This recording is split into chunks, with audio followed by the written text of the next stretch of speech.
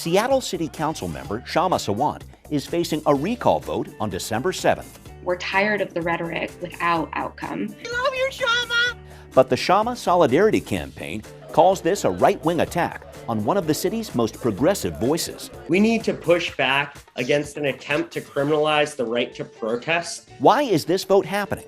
And will the diverse demographics of District 3 help or hinder Sawant's effort to stay in office? This recall is part of the racist right-wing backlash nationally against Black Lives Matter. Councilmember Sawant goes on the record as both sides weigh in. I'm holding her accountable for breaking the law. All eyes are on Seattle's first ever City Council recall vote. Next on City Inside Out.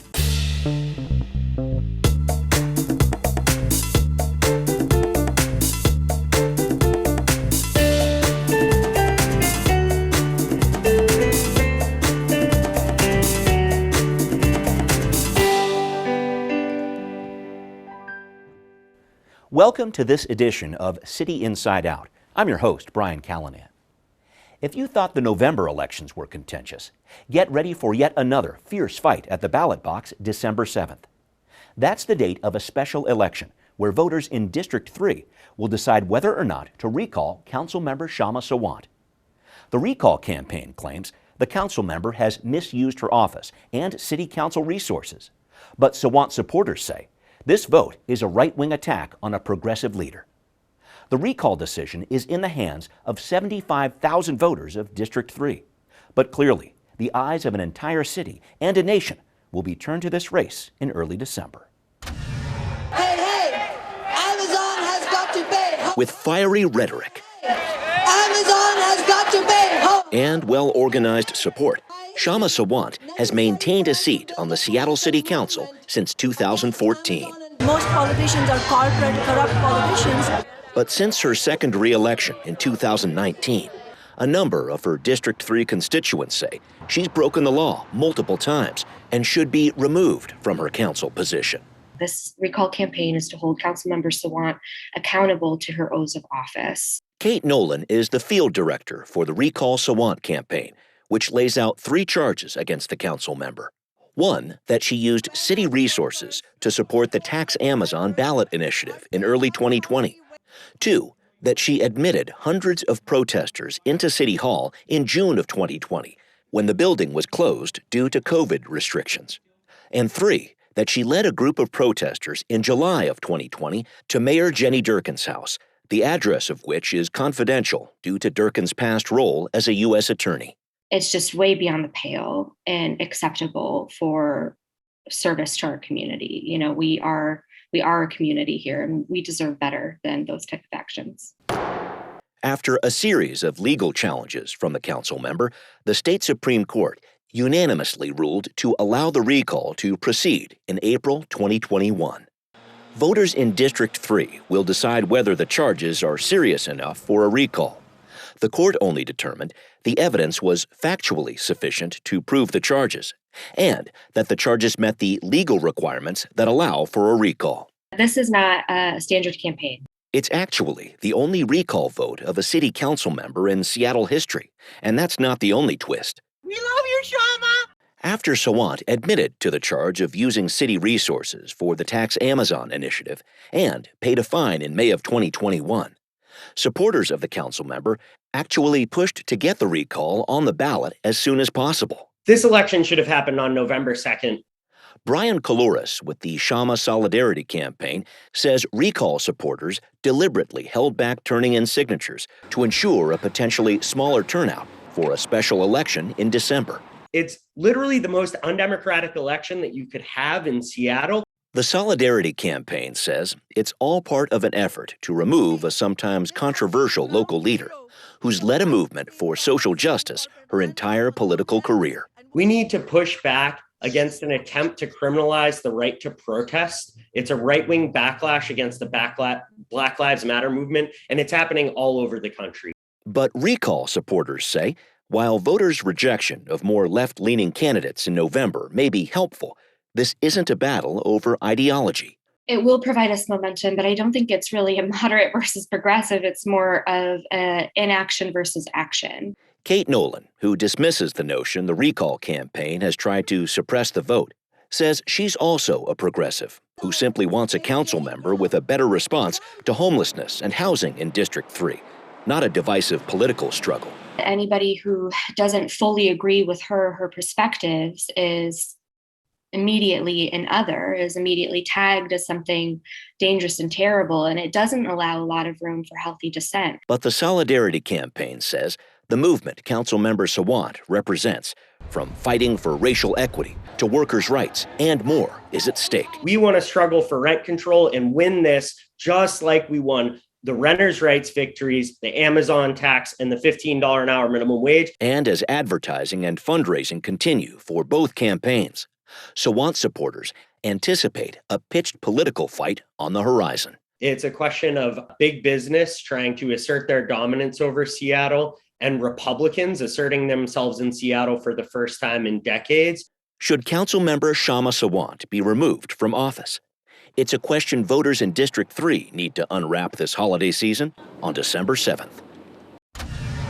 And joining us to talk about this race, we have with us Councilmember Kshama Sawant and Henry Bridger. He's the manager of the Recall Sawant campaign. Thank you both very much for being here. We had a coin flip before the start of the show, and Henry, you will be speaking first here.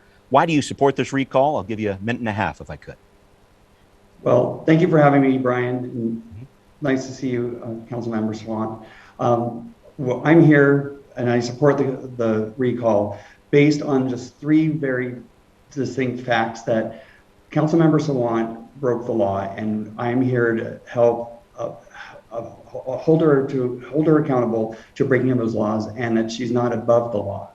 So the reason why I'm here is we've collected thousands of signatures and gained ballot access because in the midst of the COVID pandemic, Sawant used her own keys to unlock City Hall and invite over hundreds of protesters into the building as city employees were there working, and called for a rebellion and urging protesters to march through the building in the middle of a pandemic. Sawant put city workers in danger.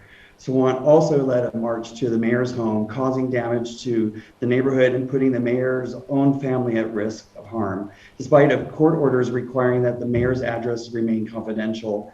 And then she also used city funds to fund her initiatives and lied about it for over a year, and then finally admitted fault and admitted guilt to those.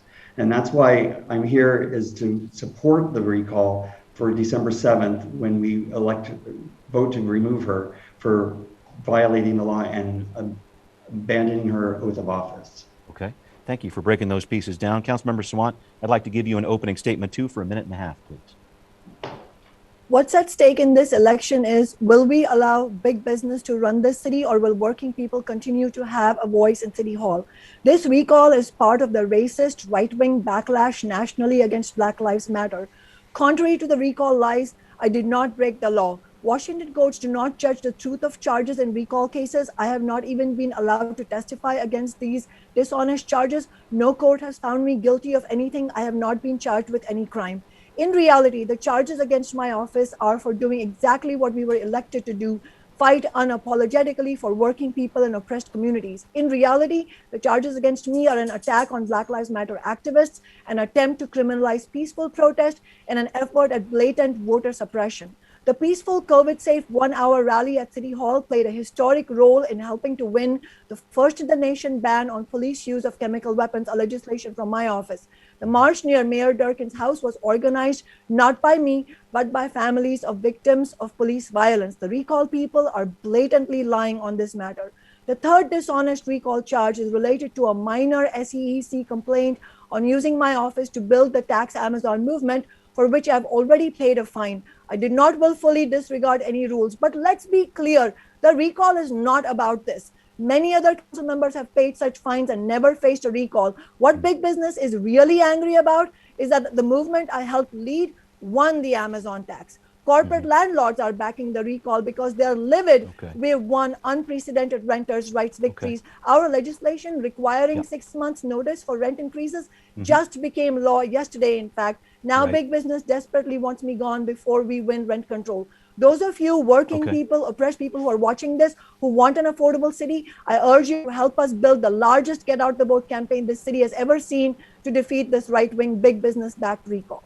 Got it. And Councilmember Sawant, I just want to make sure we're talking about the substance of the recall and what is written in terms of what voters would see. You've got this idea of using city funds for the Tax Amazon campaign. As you mentioned, you admitted to that, paid a fine for it too, one of the charges. It sounds like you're disputing the other two charges that the court basically upheld here, that you did not open up City Hall for a protest rally back in June. You did not lead a march to Mayor Durkin's home. I want to make sure we try to focus on what people are actually going to see on the ballot here and what they're going to see on the recall website and how you respond to those. So one of the questions you asked was about the recalls charges that are led a march to Mayor Durkin's house. Well, this charge is a clear example of the blatant lies being told by this big business-backed right-wing recall, because as I have and as the actual organizers of the march have publicly and repeatedly said, I did not organize or lead that march. It was organized by the families of victims of police violence. This has been documented over and over again.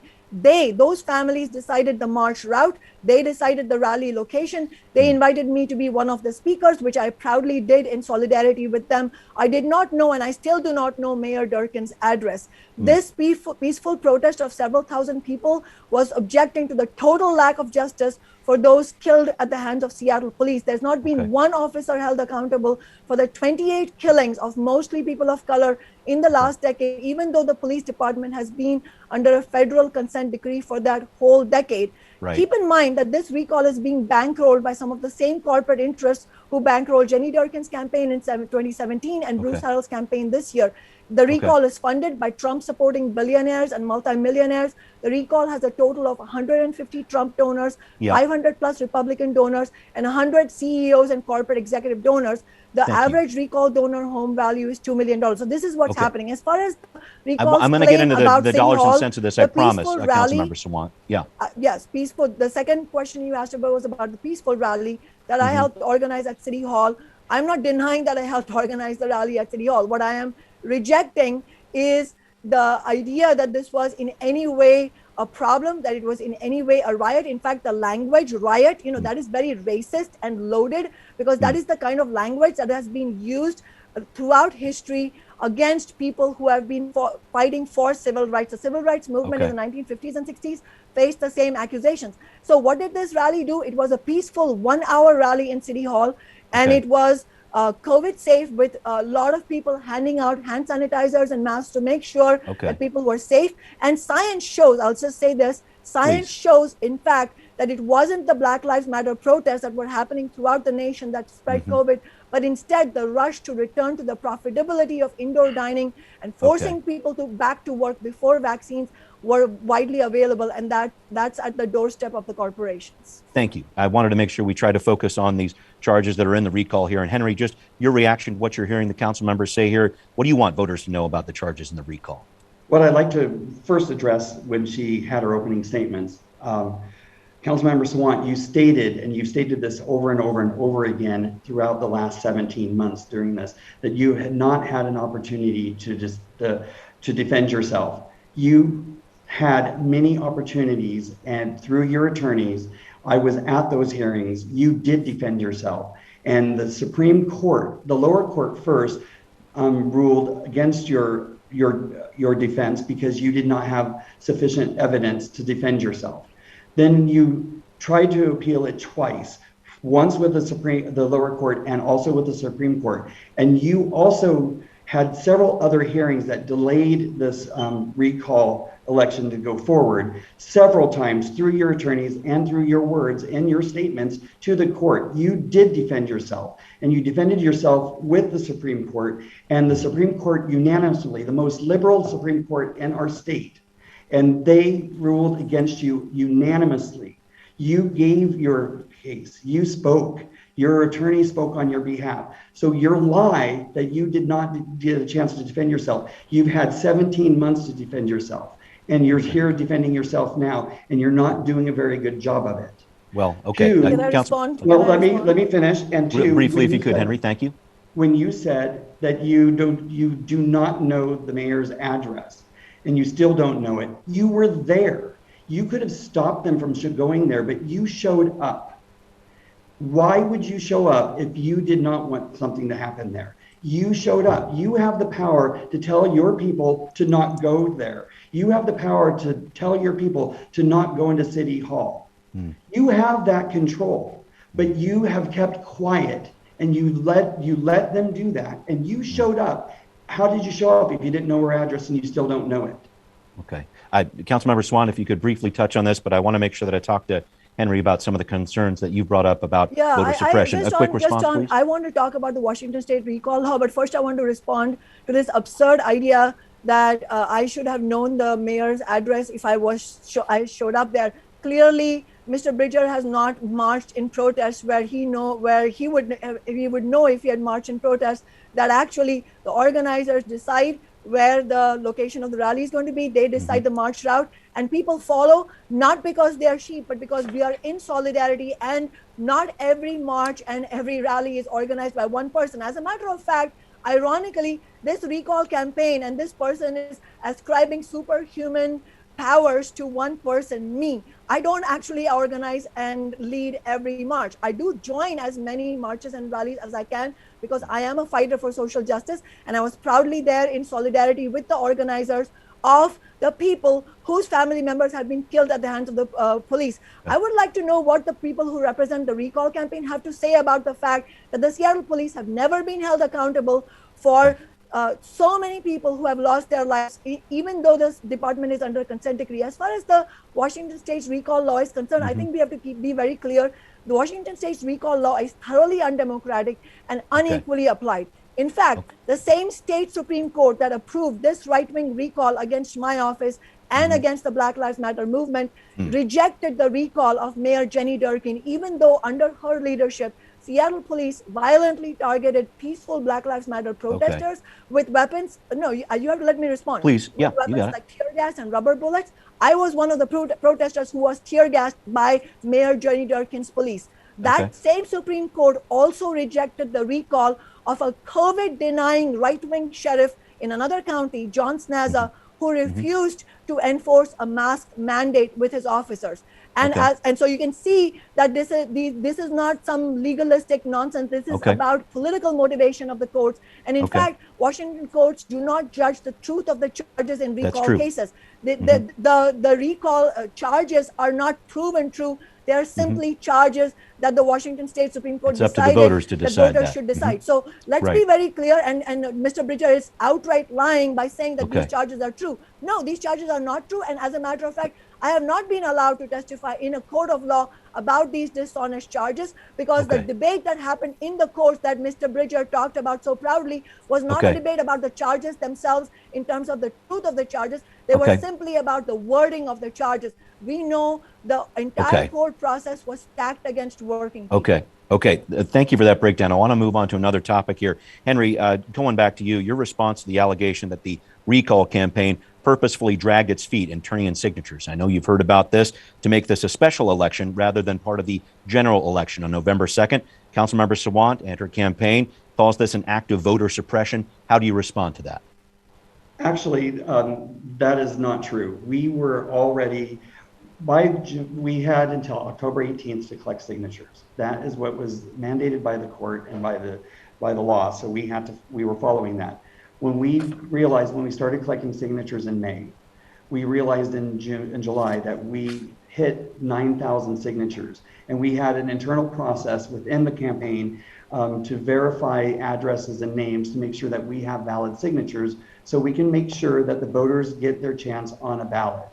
So when we did that, Councilmember Sawant and her team decided to co-opt the campaign by gathering signatures to force us to go into the November election. We wanted to go to the November election. We were trying to get there, but we had thousands more to validate. But when she went and got her people to turn in 3,200 more signatures, that put our small staff under great pressure that they could not meet the deadline of August 3rd. So when that happened, we turned in her signatures because she collected them. Thank you very much. They had helped us get on the ballot. Most of hers were not valid. They were out of city, they were out of district, but that would have thrown us off, but we followed the guidelines. Once we turned them into the county, which we had until October 18th, we turned them in earlier, hoping that we could still get on the November ballot, but we didn't clear it in time. Okay. And because they have certain deadlines. So what happened then was when they did that, it was up to the county to decide when Right. the election was, because there was a Okay. couple of problems with that. There's a deadline set by the state that we had 45 to 90 days after certification of signature. Right. So that fell outside the window to go past December. So we Okay. would not have been able to make it past December, but it was too soon to make it on the November ballot. Got So it. Okay. that was not falling within, so the county chose December 7th because of Yep. holidays and also the election we just had. Yes. So Okay. That's how that happened. That's what's going on. Councilmember Sawant, I want to make sure I get a reaction to what you're hearing, Yes, because this whole absolutely. concept of voter need to suppression, I respond know. to this because Okay. this was completely misleading, and in fact, there were some outright lies there. First of all, let me just point out the complete absurdity of this argument that because we were our solidarity campaign against the recall was helping to collect signatures, helping, mind you, somehow that detracted their canvassers from collecting signatures. That is just bizarre. That makes no sense. We were helping you collect signatures, so we added signatures, and you just thanked me for collecting those signatures. So how bizarre that you're also complaining that we collected the signature, and somehow that prevented you from collecting I'm the not signatures. complaining about And that. let me make it clear. I do not accept at all this nonsense, this lie that most of the signatures we collected were invalid. We had the signatures we collected checked by a third party, and that third party confirmed that they were at least 70% accurate, in fact 70+% accurate. Let me give you a short version of what actually happened and the truth this time. The right-wing recall campaign had enough signatures with our help to get on the November 2nd general election ballot when turnout is at the highest. Special elections, by comparison, have up to 50% lower voter turnout, and who tends to get disenfranchised? It is working people, renters, communities of color, poor people. That's who ends up getting disenfranchised. So instead of getting on the November 2nd ballot, the recall campaign sat on their signatures and turned them in much later. Then they gave a series of contradictory reasons as to why they could not submit signatures by the deadline for the November ballot. But in fact, their campaign manager, this person sitting here, had previously admitted that this was hoping to avoid the November election. This is captured on video in favor of a lower voter turnout special election. Now, Henry, how about, I'm gonna stop you there, Councilmember Sawant. I need Henry to respond to that. We need to cover some other ground here. Let me just say one sentence. This is a right-wing, this is a classic right-wing voter suppression tactic. Having an election between Thanksgiving and Christmas, they are hoping that most people are tuned off, and they hope for a broad disenfranchisement of young people, workers, and renters. I've heard you made that point. And Henry, briefly, if you want to respond to this.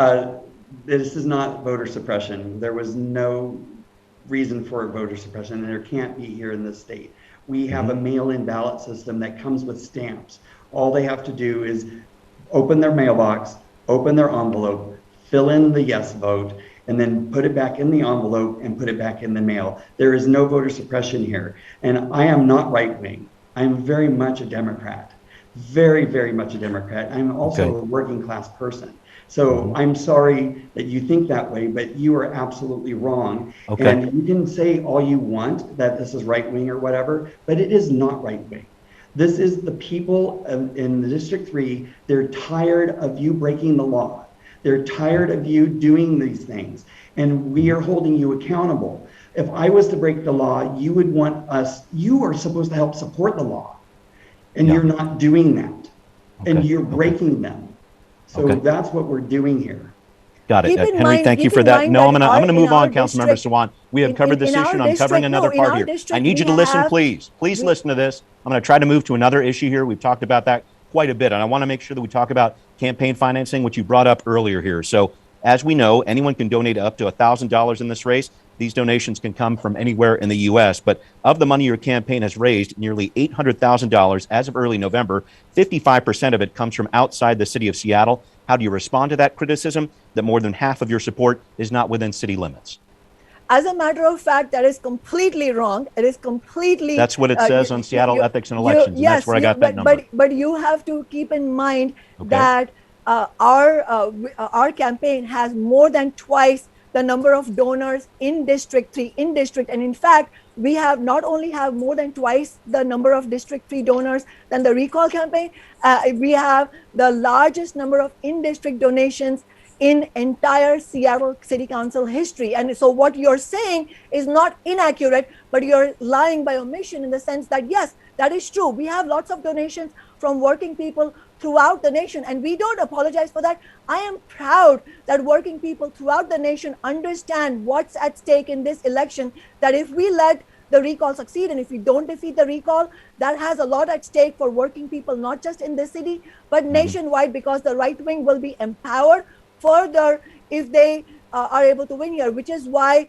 Steve Bannon from afar, the right wing guy, is supporting this recall campaign. And Breitbart has talked about this recall campaign as a Republican movement. So in other words, the right wing and big business nationwide understand that they have something at stake here, and working people nationwide understand they have something at stake here. But what you cannot change is the ironclad fact that we have twice as many donors in District 3 as the recall campaign. And in fact, we have more in-district donations than any campaign in Seattle history. And let me tell you another thing.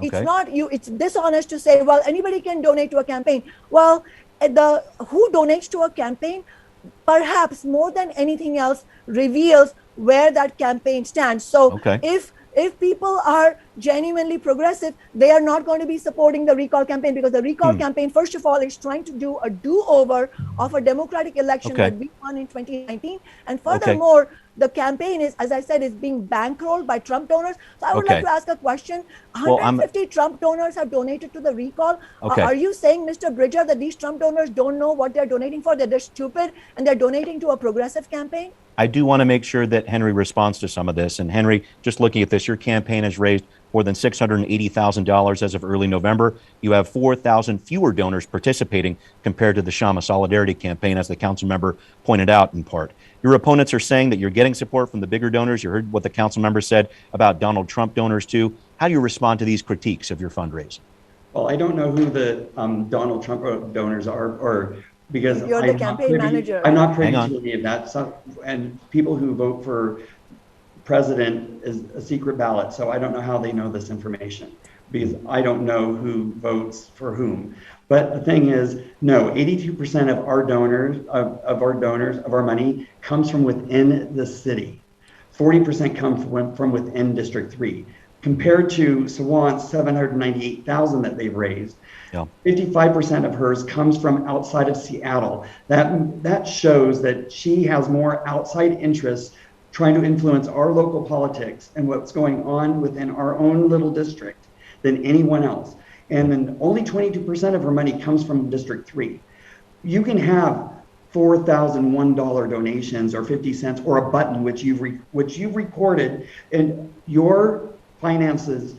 You authorize as a truthful statement when you file those, and you authorize those.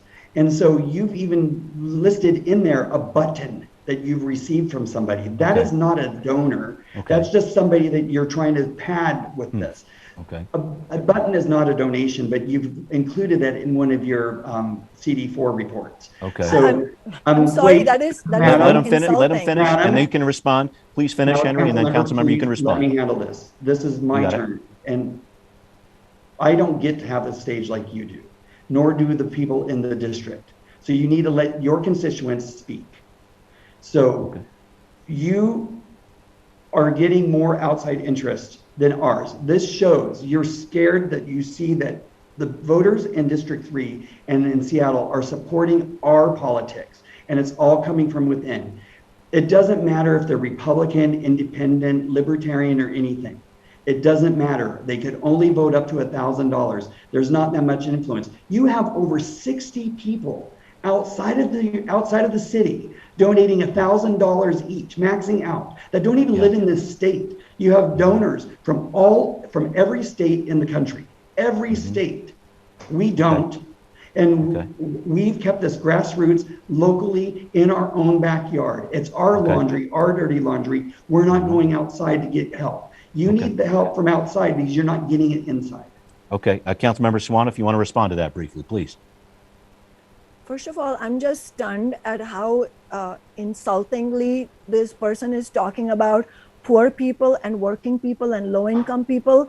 I am proud of every donation that my campaign has received against this big business-backed right-wing recall from even very, very low-income people who are only able to give maybe their pocket change because they are struggling to get by, but they understand that all the renters' rights that we have won, they will be reversed if we let this recall win and if we don't succeed in defeating. They understand what's at stake for them when we lose our voice in City Hall. Mr. Bridger is talking about the voice of the people. Our office has been the voice of the people. That is why we have won the $15 minimum wage. We made Seattle the first major city to win that. That lifted 100,000 workers out of poverty. And many of those workers have donated to every single one of my campaigns, including this one. And many, many poor people, low-income people, renters have donated whatever they can. I am proud of every $1 donation that I have. And I think that Mr. Bridger has shown his true colors and the true colors of the recall campaign by being so condescending and insulting about those donations. And we should also keep in mind that the recall campaign is being celebrated by racist right-wing Breitbart magazine. Hang on there if you could, Council Member. I've heard you make that point. I want to follow up on this piece because I've heard from a few critics within the recall campaign, many who identify as progressive voters here, Henry included here. They say they feel like they've been put in a corner. They're frustrated if they don't support you. They're called right-wingers. They feel cut off. It doesn't make for healthy political dissent. How do you respond to that you shut people out of the political process? Well, if you only have to look at the record of our office of nearly 8 years to see what section of Seattle society was shut off before I was elected and what section of society has actually found a voice. If you look at the incredible working class victories that we have won, incredible victories that we have won for oppressed communities, including the ban on chemical weapon use by the police that we won during the Black Lives Matter protests, the $15 minimum wage, a victory that went nationwide and lifted millions, tens of millions of workers out of poverty, then you know whose voice is being represented. Last year, we built the Tax Amazon movement and won the Amazon tax, which created over the next decade a $2 billion transfer of wealth from the wealthiest people to the neediest in order for us to build affordable housing and Green New Deal projects. And a whole host of unprecedented renters' rights victories that we have won. All of it shows that the voice of ordinary people who are otherwise disempowered, has shined through these concrete victories. This is not just talk, this is action. I understand. And Henry, I would like for you to respond to this. When you talk about these different policies that Councilmember Sawant's mentioning here, $15 minimum wage, rights for renters, et cetera, do you think she's not coming through for the district? What point are you trying to make? I am one of those workers that benefited from the $15 minimum wage. And there's nothing wrong with that. She's done some good things, but the thing we're here for is that I'm holding her accountable for breaking the law. You don't get to break the law to make changes. There's ways to make changes, sitting at the table, working together, not working against the people. You have an entire constituency in the district, but you don't represent them. You only represent one portion of them. But if you were to sit at the table with some of us that are still working class, you don't represent me. You have never, ever represented me. You are representing something else, but you don't want to listen to me or any other people that are working class in our district. Okay. And you push us away. You push us in a corner. And those of us who are liberal, very, very liberal, we support a lot of this. Some of it is not going to be attainable, but some of it is. But you need to be able to work across with everybody, and you don't. And that's not why we're here. We're recalling you because you break the law. And we have 3 instances that have been supported by the Supreme Court. So that's why we're here, not about what you've done or haven't done. You've just broken the law, and that's what we're holding you accountable to. Thank you. We need to wrap up the show here. And Henry, it's time for you're going to have a closing statement in just a minute, Councilmember Sawant. Henry, I'll give you a chance at the closing statement here. If you can keep it close to a minute, that will be helpful, please. Okay, I appreciate you giving me the opportunity to be here. I invite all District 3 Council voters to join us in recalling Councilmember Sawant this December 7th. The recall was unanimously validated by the Washington State Supreme Court, who ruled that Sawant broke laws and that her crimes rose to the level of malfeasance and the violation of her oath of office. This isn't an ordinary political election. It's a vote to hold a politician, Councilmember Sawant, accountable and show that the rule of law applies to everyone, even politicians.